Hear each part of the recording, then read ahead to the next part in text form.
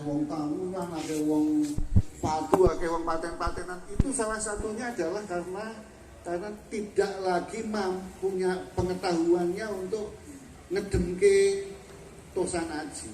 Tidak lagi punya kemampuan untuk noto tosan aji. Sekarang orang banyak, apalagi orang yang sudah kaya raya itu ya, karena 2M, 3M aja kecil bagi mereka, tuku telu gitu. Mereka mampu borong, tetapi tidak punya pengetahuan untuk nyeleh kene, meletakkannya itu di mana. Apalagi kalau kita hari ini, kita alhamdulillah masih punya ratusan koleksi tosan aji, terutama keris itu. Di luar negeri Pak, jutaan Pak jumlahnya. Tahun 1973 saja koleksi kita itu tinggal 30%, Pak. Yang kita miliki semua ini tinggal 30%. Yang 70%-nya sampun kalau mau oncat kalau mau. Oncat ini ketebian ngoten lho di Eropa. Nah, saya itu ini kayak transfer wis bida-bidapi. Nah ini, tetapi sayangnya begitu oncat mencelok di museum juga menang. Dan hanya jadi nightmare, hanya jadi teror di sana. Terus menerus Pak ini. Dugi seperti. Salah satu anunya misalnya teman-teman di Direktur Museum City Museum of Wollongong ya di Australia. Itu paling repot kalau sudah nangani tombak merupakan dewe anunya gitu Pak. Itu mereka lari, nggak mampu untuk ngedemke yang begitu-begitu. Dan menurut saya siapa lagi yang bisa berbagi pengetahuan tentang itu ya kecuali kita berbagi pengetahuan sehingga keris-keris itu, pusaka-pusaka itu berfungsi gitu. Jadi tidak hanya sekedar untuk apa tadi dipajang, di pameran, tidak sekedar, tapi juga terus berfungsi. Mungkin di kalangan Pak, kalau para kolektor, para kolektor itu kita kalau buka keris gini sudah grepes sih, wah salah itu susah kan gitu. Payungnya bisa regane bisa rusak itu bisa muka sekali. Tetapi kalau dalam fungsinya, wah itu justru malah dia fungsinya sangat baik sekali. Jadi agak berkebalikan dengan dunia tinubunya itu sangat berkebalikan. Kita kan kalau di Jabat itu seret itu masih kados singkang wonten ngajengan menika masih betah gitu loh dengan perawatan yang baik. Tetapi keris-keris yang berfungsi itu kadang-kadang tinggal separuh Pak, grepes gitu. Kayak yang banyak di koleksi itu saya bilang, wah ini tidak wis ramayu nih. Karena memang sudah rusak, tetapi fungsinya itu tidak rusak.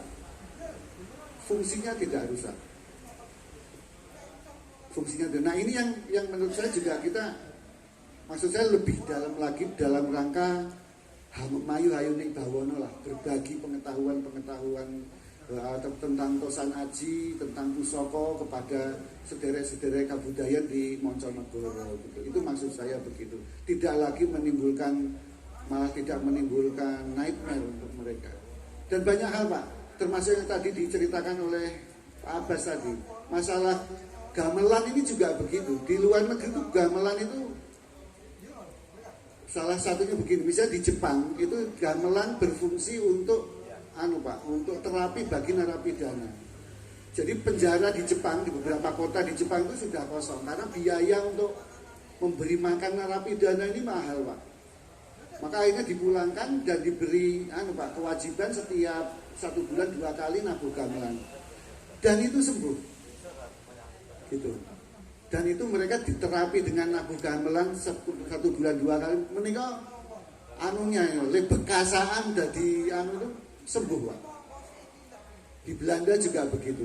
Bahkan hari ini di Israel itu lapangan bandara Israel itu di Tel Aviv itu begitu jenengan turun gitu langsung disambut oleh tim gamelan wong-wong Israel. Jadi dipakai untuk saringan, untuk untuk jadi orang-orang yang masuk ke Israel disaringnya pakai gamelan Jawa Pak niku. Gamelan Jawa. Oh iya.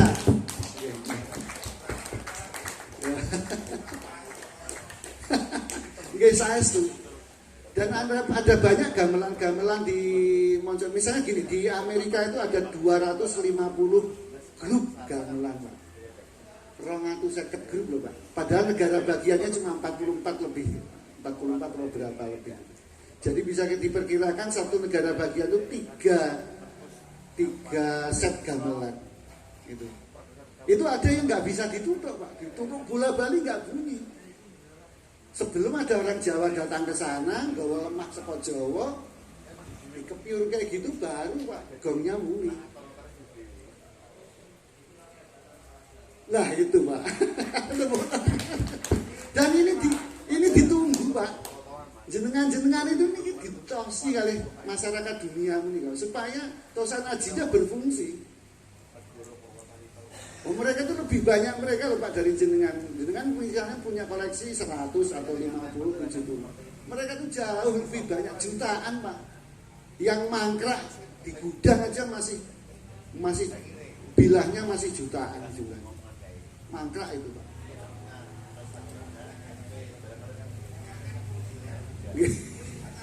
Lah, nggih, wedi dosa barang Mas. Lah itu loh, yang gitu. Dan mengapa kok zaman dulu atau mungkin kemarin-kemarin keris, tombak itu diberi tambahan kiai ya Mas. Banyak para ustadz yang nesu itu kalau barang kok berkono saka wesi wae digawe jeneng kiai. Aku sekolah ning Arab ki lho nanti itu LC iki ora bali-bali guru ustad. Enggak gitu. Karena memang kalau di Jawa itu ageman, Pak. Jadi orang Jawa memakai keris itu dengan misalnya Kiai Carubo gitu. Kiainya itu memang orang Jawa itu agama ngaji. Untuk melindungi religiusitasnya itu ya makanya kerisnya saja namanya kiai. Belum lagi yang lain. Gitu. Lah itu. Jadi memang luar biasa lah. Dan ini ditunggu Pak. Jadi Londo itu kalau kita hitung dari 1500 lah, Perang Malaka 1524 itu sampai sekarang kira-kira 500 tahun Pak. Boyong seluruh pusaka-pusaka kita ke sana sampai hari ini belum bisa berfungsi. Hanya diletakkan di museum dan takut. Wedi. Jadi ini tidak berfungsi Pak. Jadi mangkrak saja di sana. Dan kita ini ditunggu sebetulnya. Berbagi itu dulu. Saya 5 tahun terakhir itu sering sekali ditanya misalnya dari museum di Jerman itu, museum Munich kalau nggak salah di kota Munich itu sering kepala museumnya Profesor Susan Kudema itu tanya, Mas ini kita ada koleksi dari Nusa Tenggara Barat ini apa ini namanya ini gitu Pak lewat email sering sekali itu gitu. Oh, boten kula. Saestu niku kula. Wis wani piro ya. Iki wek kuwe. Tapi saya begitu. Saya tidak sembarangan napa? Ya kok sik nempel ya rene sowan ya to. Sing butuh sapa? Gitu. Kita harus punya sedikit lah Pak. Kudu duwe harga diri sithik lah gitu. Aja nek karo londo langsung gogrok sak apa-apane kan gitu. Mboten Pak. Gitu. Wong Jawa niku piye ya? Piye sing paling ngerti urip, paling ngerti teknologi itu tetep wong Jawa, Pak. Lan niku Jawa niku dong. Niku lho, Pak. Maka dan hari ini kira-kira jenengan paham toh kenapa jenengan begitu nyekol keris pinggirke gitu. Wes iki wong-wong bangsa klenek-klenek sitik-sitik montrol. Itu pasti dibegitukan Pak. Padahal di sana dijual mahal. Di sana itu dijual mahal. Gitu loh. Supaya kita dikai oleh-oleh sidik we langsung dijolke kerise kan gitu. Repro ya. Nggih. Ngoten rumiyin lho menawi tesih kata. Ya, mungkin ada tambahan pertanyaan.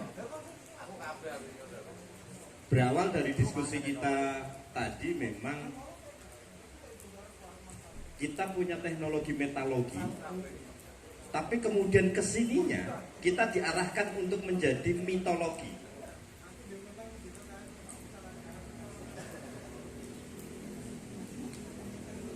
Leluhur kita punya teknologi untuk mengaktifasi barang-barang yang ada di situ, keris misal. Tetapi mereka tidak bisa mengaktifasi. Mereka tidak bisa mengaktifasi. Karena yang bisa mengaktifasi itu ya sing gawe. Kan ngoten nggih. Artinya ini yang kemudian kenapa sekarang Barat Eropa itu mempelajari kita itu dari sisi kemudian untuk dicari atau diambil fungsinya. Dan kita hanya sebatas kemudian kebanggaan saja. Ning ono ada teknologi marketing sing rada apik iki Mas. Dari gudemanipun ngendikanipun Kiriman tadi. Jenengan asadean keris, sisan sadean tindih. Niku kedah ditindih, Pak. Lah niki tindih benten.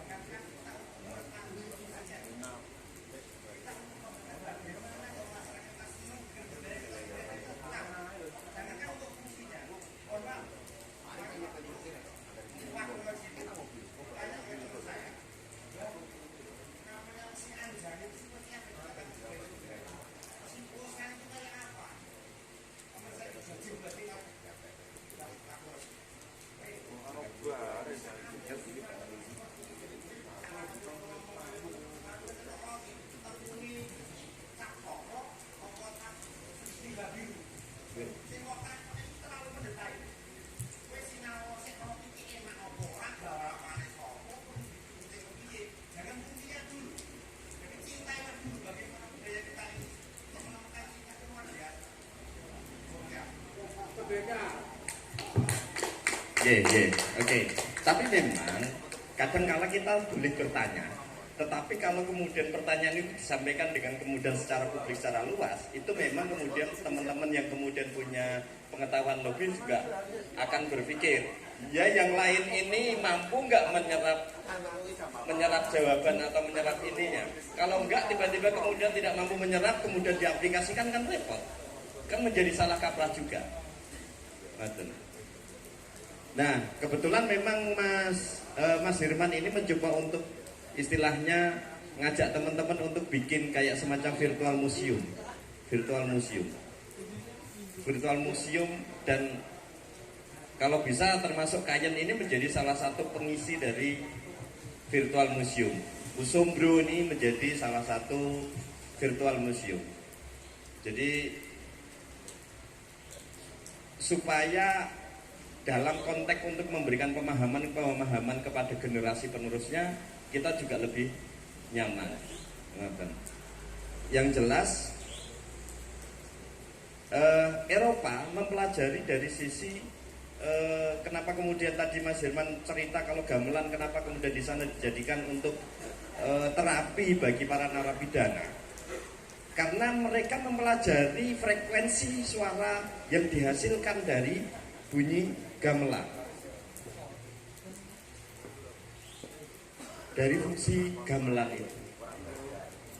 itu yang karena frekuensi megahertz orang yang bisa diterima oleh orang itu ukurannya berapa sampai berapa, kemudian yang bisa menciptakan orang menjadi histeris, menjadi terhipnotis itu ukurannya sampai berapa sampai kemudian menciptakan ketakutan. Di sana mereka mempelajari gamelan itu fungsinya adalah untuk itu. Kita hanya sebatas nonton arep nabuh wegah, apa meneh nanggap dalange. Larang. Jajane murah itu.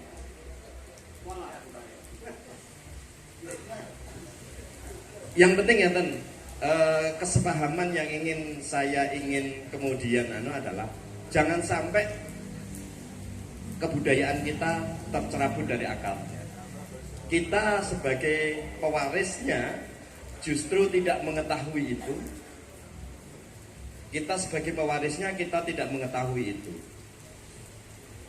Dan tiba-tiba kemudian bertanya.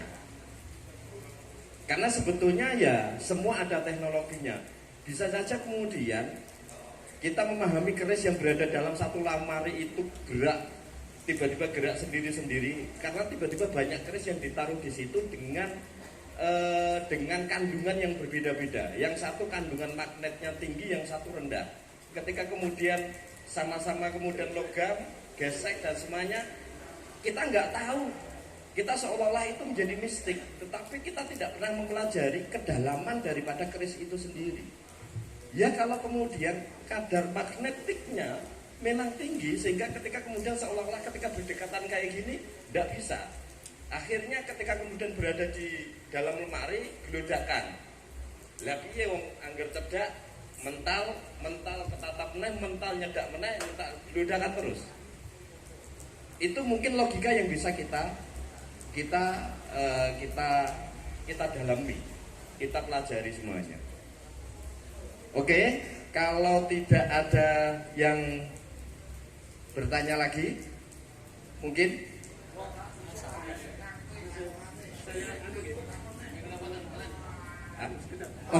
Oke.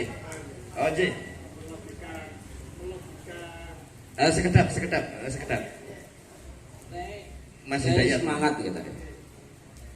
Ini apa yang sudah kita kan pulang dari sini, harapan saya ada sesuatu yang bisa saya tuliskan pertama, khususnya tentang Nyai Mbok Sombro. Nanti karena itu besok kami itu di tanggal 16 sampai 18 September itu ada Mas Musyawarah Agung Senapati Nusantara di Jogja. Insyaallah nanti kami akan mengundang juga Pak Dirjen Kebudayaan juga akan hadir di sana.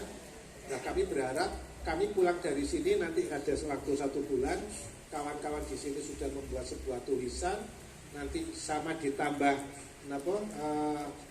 apa-apa yang sudah disampaikan untuk situs Kayen tadi, kopinya dibawa nanti teman-teman waktu ke Jogja dibawa itu, dan kita bisa bareng-bareng menyampaikan ini kepada Kementerian Kebudayaan untuk mendapat perhatian. Itu yang bisa kami lakukan untuk mendukung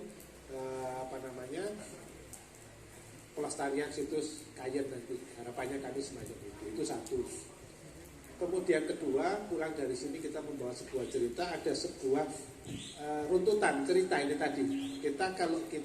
Kalau saya landasannya Seraja Resun Porompu karena ada sebuah tulisan sejak masa lalu yang menceritakan sesuatu, terutama dalam ini tentang Mbok Sombro.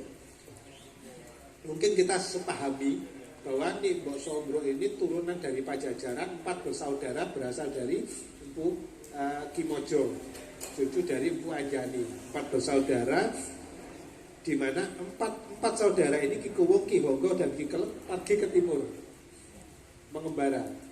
Empu Mbok Sombro sendirian. Nah, seperti yang disampaikan oleh Ki Dalang tadi, Naswin, gak mungkin anak yang satu ini tinggal sendirian di situ, pasti akan nututi keluarganya. Nututilah ke wilayah timur.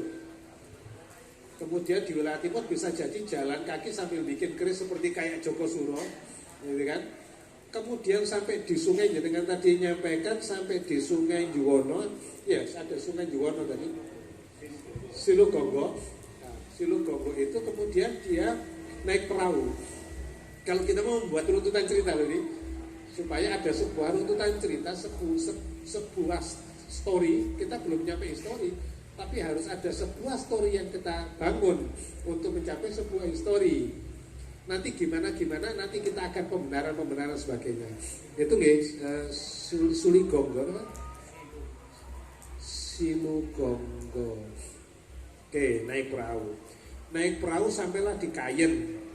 Kemudian beliau membuat rumah ini tadi ada di daerah Pomahan, ukuran 10 kali 10 ada situsnya. Pesalainya ada di Candi Kayen itu yang diyakini sebagai Candi Kayen itu. Satunya 6x6, satunya 2x4. Yang satu untuk nempuh, satunya untuk nyepuh. Karena ada lubangnya tadi. Ini kita mau ceritain. Kita ngomong story. Merangkai story. Kemudian setelah itu beliau ini membabar keris sampai jadi akhirnya terkenal sama ratu ketika itu diganjar dengan tanah. Akhirnya jadi tanah Sombro di wilayah 3 desa tadi sampai ke pegunungan Kendeng. Itu menjadi wes iki tanahmu, seperti halnya Empu Pangeran Sedayu diganjar tanah Perdikan. Tapi karena dia mungkin sudah makrifatnya sudah tinggi sebagainya, dia nggak butuh tanah itu untuk dibangun. Dia tetap ada di wilayahnya. Tanah itu digunakan untuk masyarakat bercocok tanam. Terkenal kakak-kakaknya tadi yang dari Tuban dan sebagainya itu loh. Ini anak adikku berarti nonton pulang lagi ya ke Kayen ini tadi bersama dengan Pu Joko Suro. Nah ini sekarang ini kita juga mau cari kemudian disebut toyoni bening. Kalau di secara tersebut toyo sing bening itu api untuk digawe nyepuh, layak kemudian ditempati oleh orang empu. Nah yang butuh kita cari kemudian rututannya ketika Ki Darmoyono ini memiliki dibantu 3 saudaranya, Ki Ageng Darmoyoso atau Empu Berganjing, Empu Nyai Sombur atau Nyai Branjung, dan Empu Joko Suro atau Empu Suro. Sementara Empu Joko Suro itu adalah putra dari Empu Sukomandrani. Nah ini kan harus dicarikan kenapa bisa jadi Empu Joko Suro ini kakak angkat atau adik angkat mungkin. Itu karena kikelnya ada di Madura. Itu. Jadi kita coba runtut ini kerangka berpikir saya untuk merangkum apa yang diceritakan panjenengan semua. Nanti semoga kawan-kawan ini bisa merangkai itu menjadi sebuah kalimat yang bagus gitu. Kekurangan-kekurangan nanti kita tutupi lihat di beberapa serat yang ada. Kata dia, jadi ada serat-serat itu kita kumpul, lah kita merangkai sebuah story yang punya landasan. Landasannya apa? Serat. Landasannya apa? Folklore. Landasannya apa? Prasasti mungkin, penemuan di lapangan mungkin, semuanya melandasi story kita. Nah kemudian kita mengajak kawan-kawan yang paham sejarah memasukkan sebuah metodologi berpikir agar ini menjadi histori. Kalau itu menjadi histori maka kita yakini bahwa Kayen adalah memang di Kayen ini makam Pu Gosombo. Ngaten nggih kalau saya. Oke, ada yang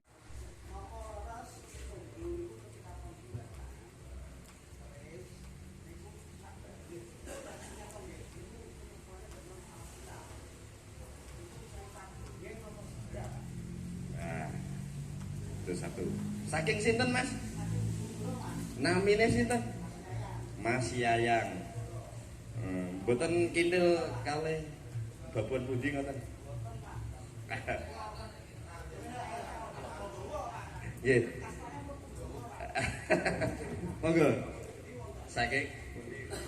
Assalamualaikum warahmatullahi wabarakatuh. Tepangaken sedaya, kula Klisin biasanya dipanggil teng pasaran niku Klisin Garaspati nun sewu. Tepangaken riyen maksudnya. Kula asli saka Lilo, kula anak putunipun Bendawa Lima ingkang wonten tlatah Sukarilo.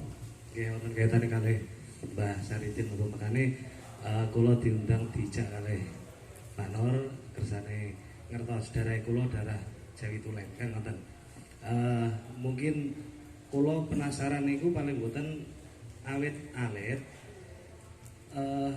kedadosan keris napa pusaka niku sebetulnya saking napa kan macem-macem bentuk napa bahanipun lah bahasane ngoten. Nah, niku sing salah setunggalé kula searching pados niku kok kados kirang mantep. Nah niki mumpung wonten Bapak-bapak sedaya pakaripun dadose kula tanggut niku sing kula telusuri melih nggih Ganaspati niki kan organisasi nggih nembe mawon ibaratnya ngoten, tapi sasampunipun SK saking Menkumham mandhap niku ndelalah kula niku sering komunikasi terus tambah kenalan kalih kados datuk teng Malaysia, Filipina, kados ngoten niku. Lah dari sana niku nggih hanten cerita-cerita kados ingkang jenengan ngendikake wau keris napa pusaka napa niku teng lemari nggih gudakan-gudakan kados ngoten niku lah. Niku kinten-kinten nggih sami kalih wonten Jawa mriki napa mboten? Niku kadose kersane kula mboten penasaran ngoten Pak. Niki wonten pakaripun sedaya. Mungkin saking kula cekap yen. Assalamualaikum warahmatullahi wabarakatuh. Nggih. Pertanyaan kali sing setunggal rada wis bengi. Apa ya kemudian aktivasinya keris oleh Nyai Sumbro itu termasuk salah satunya adalah dengan alat kelamin itu. Wah, guys.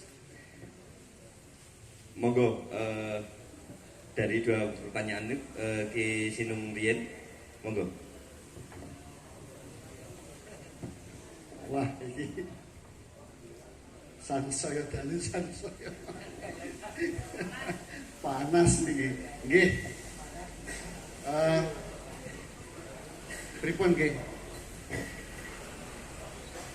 Yang pertama, apakah betul dengan kemaluan? Kalau saya iya. Kalau saya iya. Karena memang di dalam tradisi apa istilah spiritualitas Jawa itu yang namanya bogo ataupun apa ya, bogo kemaluan wanita itu niku benten nggih kalian. Jadi kalau di ada 7 lapis dari rasa kepada purusa. Purusa itu kemaluan. Nah, purusa itu nanti terbagi menjadi 2, ada bogo untuk kaum wanita dan kemudian purusa untuk kaum laki-laki. Nah, di dalam bogo ini itu ada di dalam apa itu istilahnya ya?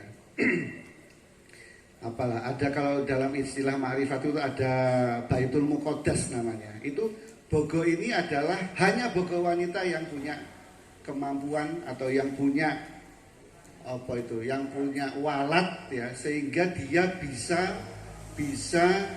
memproses misalnya pusaka. Itu hanya bogo saja. Bogo ini saja kalau kita aksara Jawa itu kan bo sama go ya. Gitu. Mogobo kan berapa itu 16 17 18 17 tambah 18 itu kan 15 35 selapan ya. Jadi memang hanya bogo. Kalau purusa atau penis punya kita kan tidak punya kemampuan itu. Dan ini sebetulnya itu yang saya maksudkan bahwa perempuan itu mengerikan. Mengerikan maksudnya anunya itu, walatnya itu apa itu istilahnya? Doyonya itu sungguh luar biasa. Dan ini dalam Baitul Muqaddas, dalam ilmu ma'rifat itu Baitul Muqaddas itu sampai ke ujung bogo ini itu tak tertandingi. Kalau di pewayangan mungkin jenengan pernah dengar cerita Durga itu. Betari Durga itu nek wis sudah sampai puncak marahnya yang dibuka kan tapehnya yang dibuka. Iya. Kalau kita sekarang tahunya pornografi tok sama seksualitas tok. Tetapi kita tidak lagi punya pengetahuan untuk memahami doyonya Tambogo niku kala. Itu kita sudah tidak punya. Sehingga dalam itulah mengapa kok keris Sombro itu cukup kecil saja atau cukup sederhana banget. Kalau nyun sewu ya, tadi kita kagunganipun panjenengan Pak, kami kan ada yang kecil itu ada kayak serabut cilik niku wae. Iki apa rambut? Kalau saya iya itu. Itu iya itu. Rambutnya yang Tambogo itu tadi. Dan itu nggak bisa kalau cuma kayak kita gini ra kanggo, Pak. Alah gul untulan wong ngene ra kanggo. Mboten kanggo. Tetapi kalau dalam saestu Pak niku. Jadi luas. Jadi memang ini memang cerita itu bukan hanya sekedar untuk sarung-sarungan, boten. Itu menyangkut teknologi, bagaimana hebatnya apa tadi Tambogo itu tadi. Itu hebat luar biasa. Belum lagi pada struktur struktur fisiknya dan lain sebagainya. Ini belum ke yang lain-lain loh. Baru Tambogonya tok loh. Ya, itu bulan gini belum yang lain-lainnya. Dan ini Lah itu tadi, Pak, penindih dan lain sebagainya. Watak feminin menikah Pak, gini, kalau di tanah Jawi utawi atau di Nusantara ini nggak ada kerajaan betul nonton, mesti keraton, karatuan. Jadi pucuk pimpinan di tanah Jawa ini feminin Pak. Kalau kita ke candi-candi nanti ada Durga Mahesa Suramardini ini kan sing numpak sapi ini loh, sing ngadeg ning dhuwure sapi ini kan itu adalah perjalanan spiritual seorang pemimpin tanah Jawa ini harus sampai kepada Pambogo, harus sampai kepada sifat umi kanggone umat, ibu kanggone bumi. Itu Pak. Maka jangan heran kalau dalam hal keris apalagi Nyai Sombro ini gitu loh. Aja sembrono nih. Nggih. Lah malati saestu menika. Bahkan ada cerita kalau sudah pada tempat dingin dipenyet-penyet di pakai pupuk gini itu harus di dalam ruangan tertutup kados satu kali nyamat tanpa tapih gitu. Hanya puja rikmo saja di ruangan tertutup dan deres Quran Pak. Deres Quran itu sudah tempat dingin. Salah satu passwordnya misalnya coding ya, ini adalah teknologi coding seperti komputer, seperti inilah, seperti HP kita. Misalnya kul kan gitu, kul ya naro kuni bardan wasalaman kan gitu. Nah, ini coding Pak ini Pak. Kalau sudah begitu maka teknologi yang berfungsi gitu. Antar material dengan gelombang yang cool tadi itu harus diomong harus dideres nek carane kiai biyen diteres terus menerus. Saya ini juga dapat informasi dari para pini sepuh. Lho Sombro ini wis matek itu masuk ruangan sendirian dan dipenyet-penyet itu sudah dalam keadaan sudah bukan dirinya 100%. Bisa jenengan bayangkan pada saat itu fungsi Pambogonya kayak apa gitu. Lah gitu. Jadi kalau Mas di tahapan tertentu dalam pembuatan pusaka khususnya yang yang Sombro itu iya memang menggunakan Pambogo. Matur Mas, matur nuwun. Pertanyaan sing kedua tadi, Mas Klisin, apa Mas? Bahan Yang keris yang bergerak sendiri itu sebetulnya bagaimana? Kalau itu masalah vibrasi ya Mas. Terus begitu dipopok atau ditempa sekian ribu kali itu kan dibentuk vibrasinya. Seperti kalau kita HP itu loh Pak, suaranya dipateni terus getar tok nih loh. Itu. Kalau ini kan dia ada alatnya di dalam itu, ada kayak ring yang muter-muter gini. Kalau di keris kita ini itu dipupuh sekian ribu kali sampai vibrasinya itu terbentuk. Sampai ketika dia taruh di dalam lemari, ngerespon satu keadaan tertentu di luarnya dia getar sendiri. Persis seperti HP kalau kita pateni suaranya itu, gitu. Vibrasi.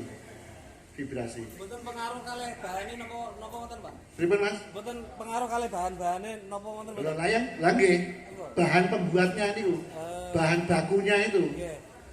Bagaimana dia dipupuh, ditempanya dilipat sekian ribu kali, diputer ininya, kemudian campuri pakai meteorit dan lain sebagainya ini Pak. Nah itu mempengaruhi kalau maka tidak semua keris kalau dinengke klotak-klotak Mas buatan. Ada senika wonten tebang. Napa niku? Sutatirja dinamring Gusti, apa kowe wani klawan londo? Apa sing kok andelake? Sutatirja matur duwung kula kan gitu wasiat Gusti. Mayit kandha nami ampuhe kalangkung 7 dina glodakan ana ing ati. Ya itu memang glodakan terus.